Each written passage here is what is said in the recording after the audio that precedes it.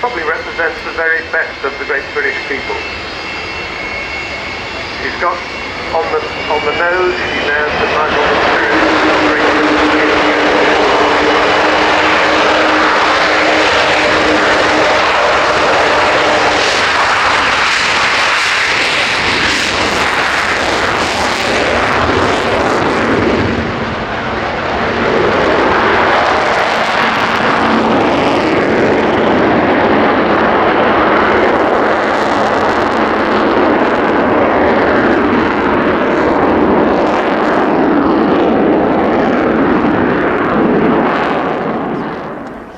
So the extraordinary thing is, the shape that was to become this magnificent aircraft was first drawn on a scrappy piece of paper in 1946 by the same man who designed the fantastic Lancaster bomber.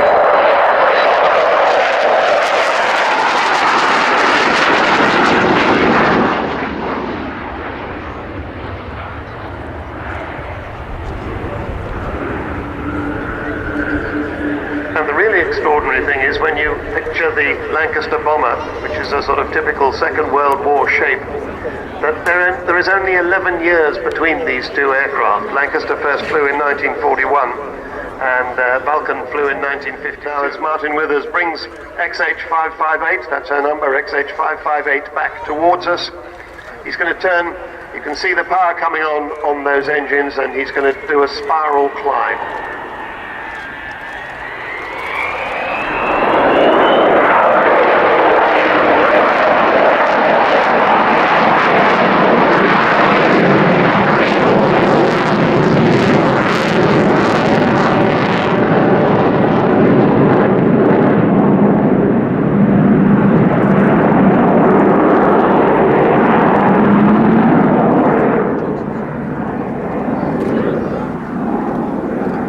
If you've got binoculars on the aircraft at the moment, you'll see the air brake sticking out of the top of the wing and beneath the wing as well.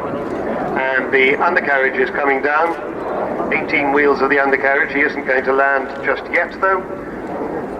He'll descend as if he were going to land and then come past us, cleaning up, as they say in the trade, getting the undercarriage and the flaps up.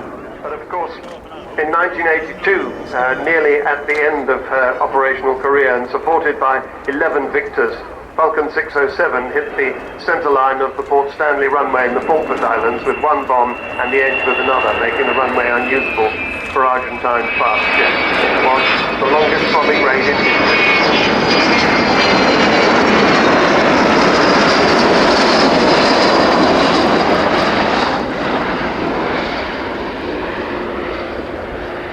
And in fact, it was about 7,700 miles round trip, which is about the same distance as from here to Bali in one hop. And it took no less than 18 air-to-air refuelings. And of course, the man in charge was the man who's flying 558 today.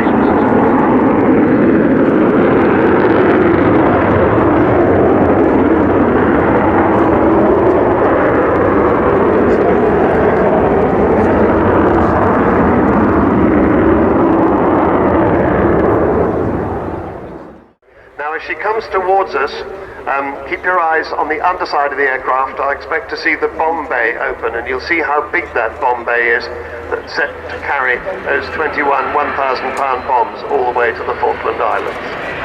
There it is. The bomb bay, of course, the very heart of a bomber. That's what the aeroplane is all about. Everything around it is designed to carry that enormous load to the target.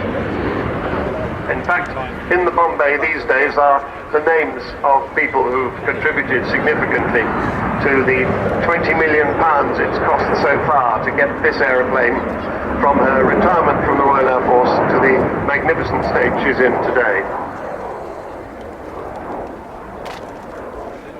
Because it may seem obvious, but she's not funded by the government. She doesn't belong to the Royal Air Force. And when the RAF retired her in 1993, she was destined for the scrap heap, or maybe a place in a museum. But two very important people, David Walton came along and bought this aircraft, which had been the RAF's display aircraft, and an awful lot of spares, and Dr. Robert Fleming, who was eventually the man who set up the Vulcan to the Sky Trust. Bomb bay doors are closing as she goes past us.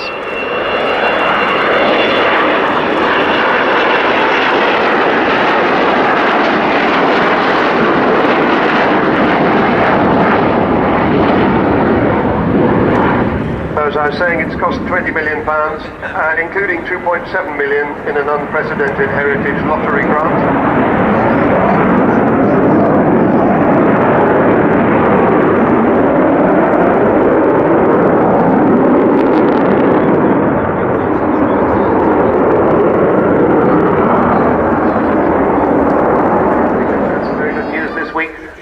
Air show where they polled 16 and a bit thousand Facebook followers as to what was their favourite airplane at the Farnborough Air Show. Second was the Red Arrow, first was this XH558.